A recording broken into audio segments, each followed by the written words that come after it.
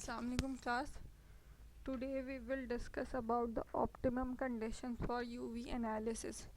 यानी कि वो सारे पैरामीटर्स जिनको कंसिडर करते हुए आप एक अच्छी UV एनालिसिस कर सकते हैं ताकि आपको एक्यूरेट रिज़ल्ट मिल सके. अच्छी means exact precise accurate results obtain करने के लिए वो सारे पैरामीटर्स को हम कंसिडर करेंगे जिनको ध्यान में रखते हुए आप qualitative and quantitative analysis perform कर सकें अपने सैंपल की.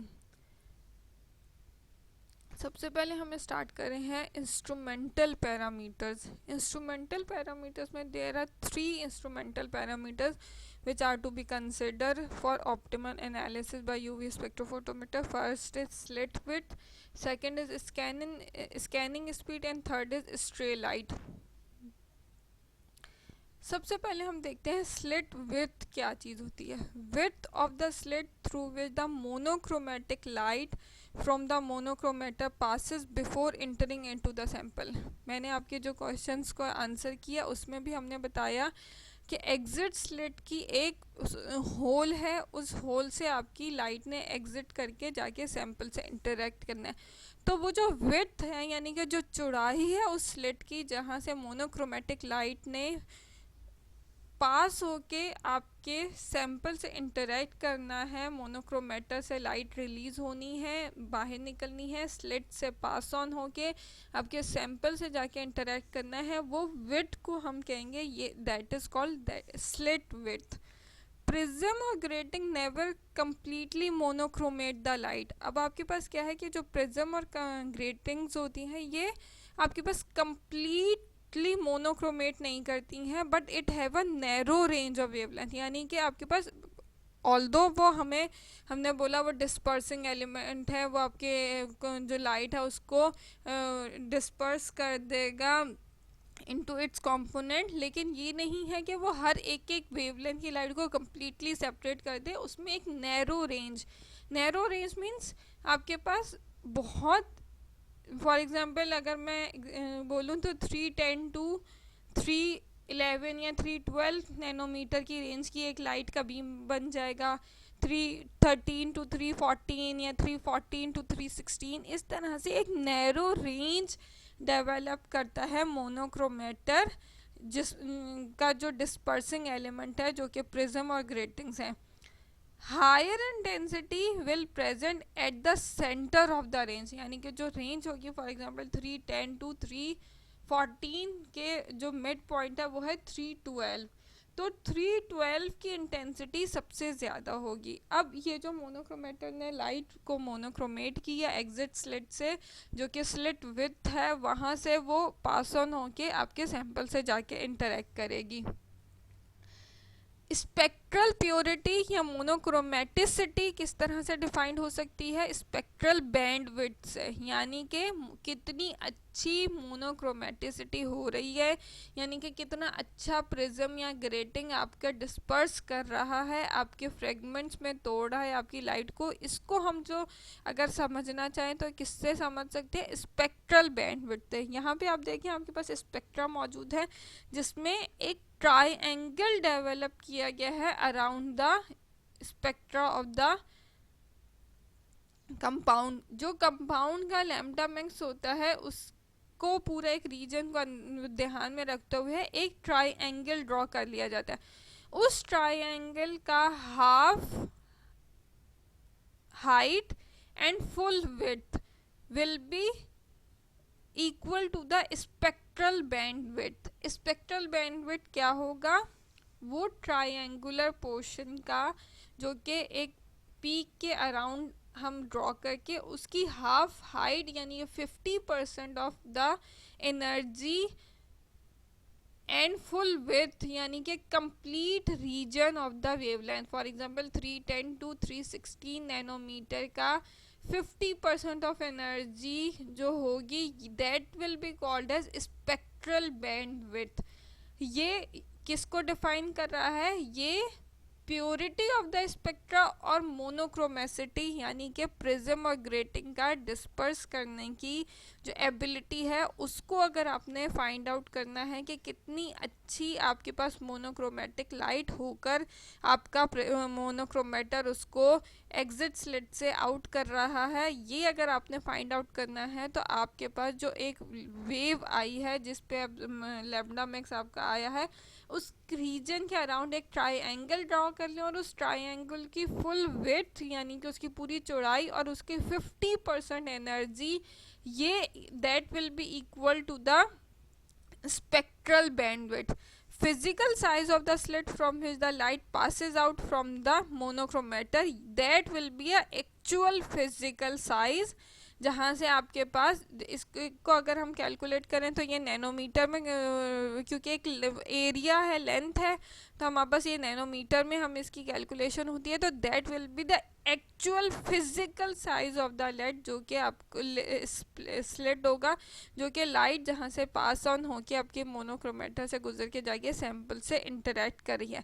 स्लिट विड्थ क्या है? वो विड्थ जो कि आपकी मोनोक्रोमेटर लाइट को पास ऑन करा रही है फ्रॉम मोनोक्रोमेटर टू सैंपल, और अगर हमने उसकी कैलकुलेशन करनी है कि वो कितनी है तो वो हम स्पेक्ट्रल बैंडविड्थ की कैलकुलेट करके, स्पेक्ट्रा की बैंडविड्थ कैलकुलेट करके हम स्लिट विड्थ की वैल्यू फाइंड आउट कर सकते हैं। Spectral bandwidth will be the value for the slit width. Slit width क्या चीज़ है? वो डिस्टेंस, अगर हम जस्ट नाम को उसको समझना चाहे तो वो होल जिससे लाइट गुजर के जा रही है मोनोक्रोमेटर से पास होके आपके सैंपल से इंटरेक्ट करिए। और अगर उस स्लिट विड्थ की आपने वैल्यू फाइंड आउट करनी है तो वो कैसे फाइंड आउट करेंगे? आप उसकी स्पेक्ट्रल बैंडविड्थ को कैलकुलेट करके। स्पेक्ट्रल बैंडविड्थ कैसे कैलकुलेट होगी कि आपके पास जो पीक अपीयर हुई है उसके अराउंड आप एक ट्राइंगल ड्रॉ कर लेंगे, उस ट्राइंगल का हाफ हाइट यानी कि 50% of energy and complete width will B, ये जो है आपके पास ये डिस्टेंस नैनोमीटर में आ जाएगा आपके पास, that will be the physical size of the slit जहाँ से लाइट पास होके गुजर के जा रही है मोनोक्रोमेटर से। अब ये जो फिजिकल साइज है जहाँ से लाइट पास होके जा रही है, स्पेक्ट्रल बैंडविड्थ आपको बताएगा कि कितनी प्योरिटी है आपकी मोनोक्रोमेटिक लाइट की, मोनोक्रोमेटिसिटी कितनी अच्छी हो रही है, आपका स्पेक्ट्रा कितना प्योर है, यानी कि जिस रिक्वायर्ड वेवलेंथ की हमने लाइट बोली उतने पे ही आपका स्पेक्ट्रल बैंडविड्थ एडजस्ट हुआ, और जस्ट उस पे अब ये जो स्पेक्ट्रल बैंडविड्थ स्लिट विड्थ होती है ये एडजस्टेबल होती है, क्योंकि कभी हमने पूरा एक रीजन यानी कि कंप्लीट रीजन की लाइट पास ऑन करानी है, आपने पूरा कंप्लीट स्कैन लेना है अपने कंपाउंड का, और कभी एक जिस स्पेसिफिक पॉइंट पे एब्जॉर्बेंस नोट करनी, तो ये स्पेक्ट्रल बैंडविड्थ एडजस्टेबल होती है, तो जिसकी वजह से हम अपनी मोनोक्रोमेटिसिटी को फाइंड आउट कर सकते हैं। नैरो द बैंडविड्थ, जितना बैंडविड्थ छोटा होगा, जितना फिजिकल साइज कम होगा, ग्रेटर द रेजोल्यूशन। रेजोल्यूशन क्या है? Distance between the two peaks. आपके पास अगर आपके कंपाउंड में 2 लैम्डा मैक्स मौजूद है, यानी कि उसके कंपाउंड में 2 ऑब्वियस ट्रांजिशन, मॉलिक्यूलर ट्रांजिशन होती है, तो आपके पास 2 अलग अलग वेवलेंथ पे लैम्डा मैक्स मिलेंगे। उन दोनों वेव जो लैम्डा मैक्स है उनके दरमियान में प्रॉपर रेजोल्यूशन होनी चाहिए कि एक जो आपके पास पीक है वो दूसरी पीक से कंप्लीटली सेपरेट हो, that will be called as greater the resolution. जितनी अच्छी रेजोल्यूशन होगी वो पीक सेपरेशन उतनी अच्छी है, इसका मतलब है जितनी अच्छी पीक सेपरेशन और रेजोल्यूशन है उतना अच्छे से आप अपने कंपाउंड को आइडेंटिफाई और क्वांटिफाई कर सकते हैं, क्योंकि अगर देखें 2 पीक्स आपस में मर्ज हो रही हैं, एक कम्प्लीटली एंड नहीं हुई है, दूसरी स्टार्ट हो गई है, दूसरी स्टार्ट होने की वजह से उसकी पीक हाइट डिस्टर्ब हो सकती है, उसका लैम्डा मैक्स आपने दोनों मिक्सिंग हो गई है, तो हो सकता है कि आपके पास उसने शॉर्टर वेवलेंथ पे शो होना था लेकिन वो कुछ पैरामीटर्स ऐसे हुए जिसकी वजह से, या बैंडविड्थ आपके पास उतनी नैरो नहीं थी जितनी रिक्वायर्ड थी, आपके पास फिजिकल साइज बैंडविड्थ का ज़्यादा था, जिसकी वजह से ज़्यादा लाइट, अनवांटेड वेवलेंथ की लाइट भी जाके सैंपल से इंटरेक्ट हुई और सैंपल ने उसको ऑब्वियसली इंटरटेन नहीं किया, उसने उसको एब्जॉर्ब नहीं किया, लेकिन आपका रिकॉर्डर तो उसको रिकॉर्ड करेगा, डिटेक्टर वो ट्रांसमिट होकर डिटेक्टर पे चली गई एंड डिटेक्टर ने उसको डिटेक्ट किया, अब वो उसकी वजह से फॉल्स रीडिंग आ रही है। तो ये सारे जो पैरामीटर्स होते हैं, अगर आपकी बैंडविड्थ ख़राब होगी तो ये सारी चीज़ों को इफ़ेक्ट करता है। इसकी वजह से स्पेक्ट्रल बैंडविड्थ बहुत इंपॉर्टेंट है in the identification and quantification. Ultimately spectral bandwidth अगर डिस्टर्ब है, वो नैरो नहीं है, वो लॉन्ग बड़े साइज़ की है, आपके पास दूसरी वेव जो अदर देन मोनोक्रोमेटिक लाइट, जिस वेवलेंथ की लाइट आपको रिक्वायर्ड थी उसके अलावा भी वेवलेंथ की लाइट पास ऑन हो के वहाँ से आपके सैंपल पे इंटरेक्ट कर देती है, और सैंपल से इंटरेक्शन के बाद ऑब्वियसली वो जाएगी डिटेक्टर पर, डिटेक्टर उसको डिटेक्ट कर लेगा, क्योंकि डिटेक्टर के पास तो ये एबिलिटी नहीं है कि वो उसको डिफ्रेंशिएट कर सके कि आइदर ये आपके पास यूवी विजिबल रीजन की लाइट है या किसी और रीजन की लाइट है, तो वो तो जस्ट उसको डिटेक्ट करेगा, जिसकी वजह से फॉल्स एब्जॉर्प्शन की वैल्यू कैलकुलेट होगी, और फॉल्स एब्जॉर्प्शन की वैल्यू यानी कि क्वांटिफिकेशन गलत होगी, फॉल्स एब्जॉर्प्शन की वैल्यू लैम्डा मैक्स को डिस्टर्ब करेगी, जिसकी वजह से आइडेंटिफिकेशन गलत हो सकती है। नेचुरल बैंडविड्थ क्या है? The width of the absorption band at 1/2 the A max value.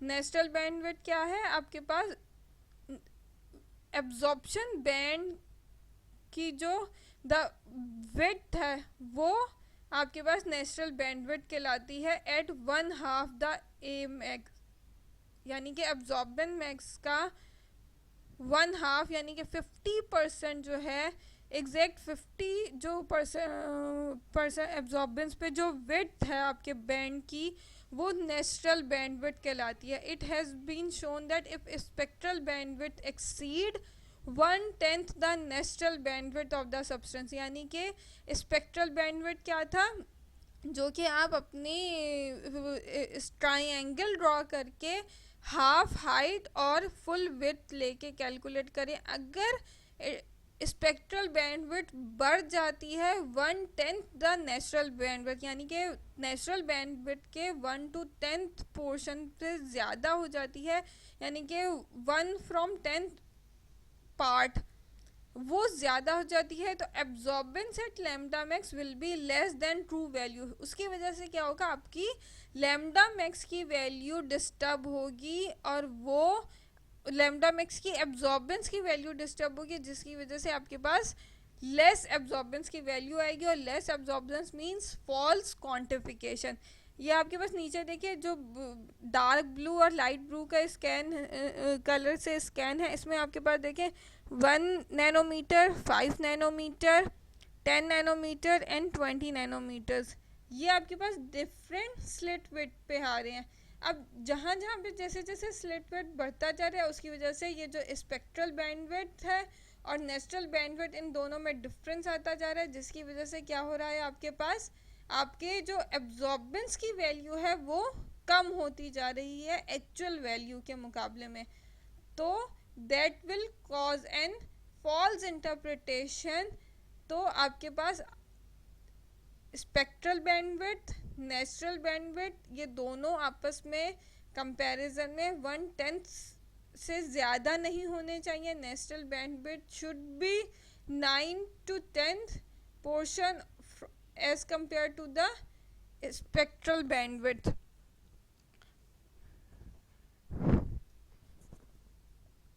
Next हमारे पास है scanning speed. Scanning speed mean इस आपके पास जो स्कैन हो रहा है आपका सैंपल, वो किस स्पीड से स्कैन हो रहा है, यानी कि जो लाइट आपके पास गुजर के जा रही है आपके सैंपल से इंटरेक्ट करिए, ऑब्वियसली सैंपल से इंटरेक्ट होगी तो कहाँ जाएगी, आपके सैंपल में मॉलिक्यूलर ट्रांजिशन होगी। मॉलिक्यूलर ट्रांजिशन क्या करेगा, इलेक्ट्रॉन्स को ग्राउंड स्टेट से एक्साइटेड स्टेट पे लेके जाएगा। एक्साइटेड स्टेट पे लेके जाने की वजह से उस ट्रांजिशन हुई, एंड देन वापस वो जब ग्राउंड स्टेट पर आ रहे होंगे तो लाइट एनर्जी रिलीज करेंगे which will be responsible for the absorbance of the molecule.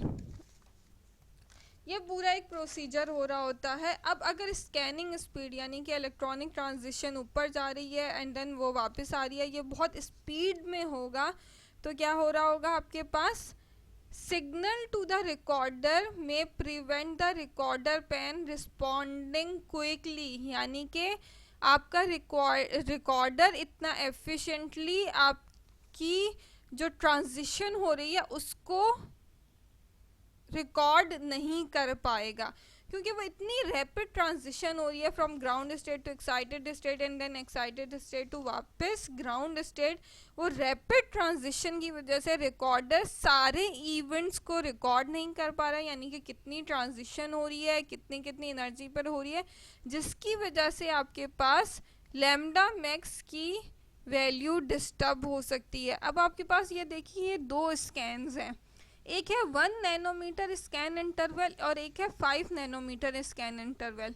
दोनों सेम कंपाउंड के स्कैन्स हैं। जब 1 नैनोमीटर स्कैन इंटरवल जो है, आप देखें यहाँ पे हमारे पास प्रोमिनेंट 3 पीक्स मिल रही हैं, जबकि जब 5 नैनोमीटर स्कैन है उसमें जस्ट एक प्रोमिनेंट पीक मिल रही है। सेकंड बहुत ज़्यादा, सेकंड और थर्ड तक आपस में मर्ज हो गई हैं और सेकंड भी कोई ऐसे प्रॉपरली एंड नहीं हुए, सेकंड थर्ड पूरा एंड होके वो कुछ उन दोनों में सेपरेशन नहीं हो पाई, यानी कि वो जो ट्रांजिशन हो रही थी, आइदर वो पाई टू पाई ट्रांजिशन हो या एन टू पाई ट्रांजिशन हो या वॉट एवर, सो जो भी इन दो पीक्स की ट्रांजिशन के लिए रिस्पॉन्सिबल्स थी वो इतनी फास्ट हुई कि आपका रिकॉर्डर उसको रिकॉर्ड नहीं कर सका, जिसकी वजह से आपके पास फॉल्स इंटरप्रिटेशन हो, यानी कि आइडेंटिफिकेशन गलत हो गई। यानी आइडेंटिफिकेशन गलत कैसे हो रही है कि हम प्रिडिक्ट नहीं कर सकते कि आइदर इसमें कितने मॉलिक्यूल्स प्रेजेंट हैं, कितने फंक्शनल ग्रुप हैं, कितनी किस्म की ट्रांजिशन हो रही है। देखें, अगर आप स्कैन को देखें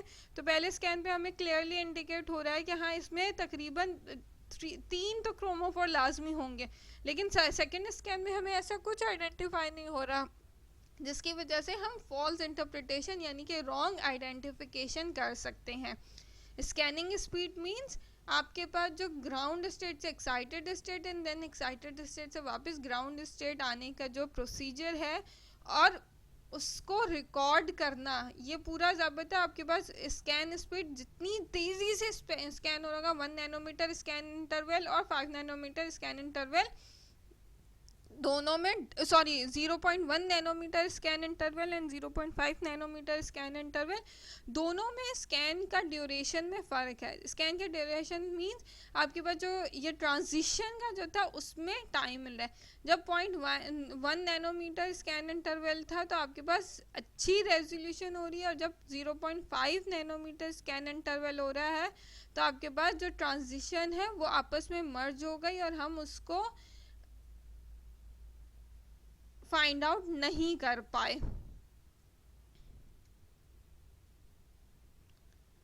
थर्ड हमारे पास है जो पैरामीटर, वो है stray light effect. Stray light means other than the narrow range of wavelength normally transmitted by the monochromator.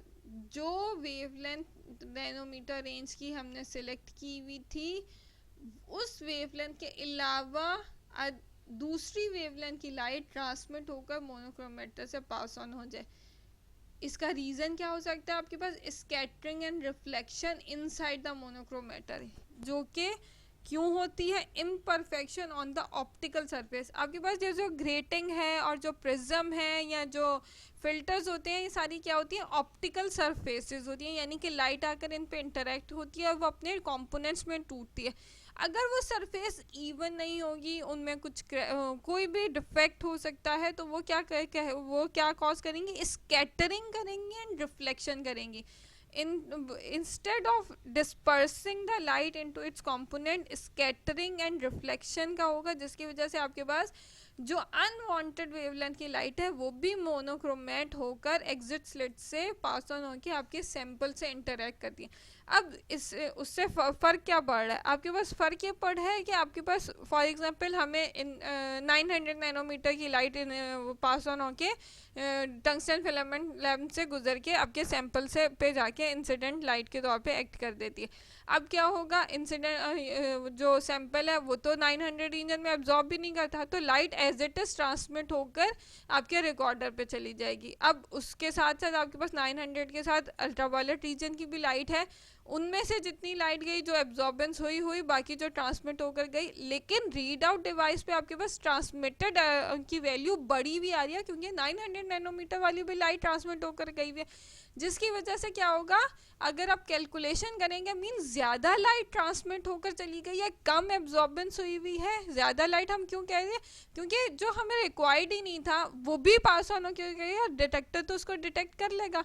तो ज़्यादा लाइट जो पास ऑन होके गई हुई है will be result into the false calculation for quantitative analysis, यानी कि concentration तो ज़्यादा होगी लेकिन हम उसको क्या समझ रहे होंगे, कम समझ रहे होंगे, क्योंकि एब्जॉर्बेंस कम हुई हुई और हमें ट्रांसमिट लाइट हुई भी ज़्यादा मिल रही है। हालांकि ट्रांसमिट लाइट ज़्यादा क्यों मिल रही थी, स्ट्रे लाइट इफेक्ट की वजह से मिल रही थी कि अनवांटेड वेवलेंथ की लाइट भी इन मोनोक्रोमेट होकर एग्जिट स्लिट से इंसिडेंट लाइट के तौर पे एक्ट कर गई आपके सैंपल पे, और वहाँ से एग्जिट स्लिट रिकॉर्डर पे जाके रिकॉर्ड हो गई। So stray light will be cause an error in the quantification analysis, जिसकी वजह से क्या होगा, बेयर्स लैम्बर्ट्स लॉ की डेविएशन होती है। स्ट्रे लाइट इफेक्ट की वजह से क्या होता है, बेयर्स लैम्बर्ट्स लॉ की डेविएशन होती है। मींस कि जो बेयर्स लैम्बर्ट्स लॉ है कि एब्जॉर्प्शन बढ़ेगी तो कंसंट्रेशन भी बढ़ेगी। ये जो फिनोमिना है, जो लॉ है, ये नहीं फॉलो होता अगर आपके पास स्ट्रे लाइट इफेक्ट मौजूद हो आपके यूवी विजिबल स्पेक्ट्रोफोटोमीटर में। ये क्या कंडीशन है, ये इंस्ट्रूमेंटल पैरामीटर्स है, यानी कि इंस्ट्रूमेंटल एरर की वजह से आपके पास फॉल्स क्वांटिफिकेशन है और फॉल्स आइडेंटिफिकेशन हो रही है। उसकी वजह से क्या हो रहा होगा, आपके पास गलत एनालिसिस हो रही है। गलत एनालिसिस हो रही है तो एनालिटिकल प्रोसीजर फेल हो गया। एनालिटिकल प्रोसीजर फेल हो गया तो आपके पास फार्मास्यूटिकल इंडस्ट्री में तो ऐसा पॉसिबल नहीं है कि हम इंस्ट्रूमेंटल एरर्स की वजह से पूरी रिसर्च को अपना काम ख़राब करवा लें जस्ट इंस्ट्रूमेंट। तो इन सारे इंस्ट्रूमेंटल एरर्स को ओवरकम करने के लिए हमारे पास स्टैंडर्ड फार्माकोपियाज में इनकी वैलिडेशन और इनको इंश्योर करने के लिए कि either these all the parameters are within the approve और within the specified range, तो उनकी ऑप्टिमाइजेशन के लिए स्टैंडर्ड मेथड्स मौजूद हैं। इसी बेसिस पे हम अभी एक लैब की डेमोन्स्ट्रेशन भी करेंगे, जो हमारे पास सेकंड प्रैक्टिकल है, उसमें डेमोन्स्ट्रेशन में भी आपको क्लियर हो जाएगा कि किस तरह से आप इंस्ट्रूमेंटल पैरामीटर्स को वैलिडेट कर सकते हैं bye performing the standard procedures according to the official compendia such as USP or European Pharmacopoeia. I hope I have clear all the instrument parameters. अगर इसके बारे में किसी को भी कोई प्रॉब्लम हो तो you are more than welcome, आप मुझे क्वेश्चन कर सकते हैं। आप चाहें तो व्हाट्सएप के ग्रुप पे क्वेश्चन कर लें, चाहें तो आप LMS के फोरम पे क्वेश्चन कर लें, या आप यूट्यूब के चैनल में भी नीचे मैसेज कर दें, या गूगल क्लास में भी आप मैसेज कर दें। व्हाट एवर यू लाइक, आप कहीं पे भी क्वेश्चन अपना पोस्ट कर दीजिए, मैं जैसे ही वो देखूंगी। हाँ, ये ज़रूर है कि मैं फ़ौरन उसी फॉरम पे आपको आंसर नहीं करूँगी, क्योंकि उससे मुझे जो समझ आई कि उससे कन्फ्यूजन शायद थोड़ी बढ़ रही है। मैंने लास्ट जो आंसर की वीडियो भी रिकॉर्ड करी थी उसमें भी मैंने आप लोगों को बोला था कि मैं कोई वीडियो लेक्चर ही रिकॉर्ड कर दिया करूँगी आपके क्वेश्चन को बेस बनाते हुए, या हम लाइव सेशन भी कर लेंगे depending on the feasibility of the students. Thank you very much.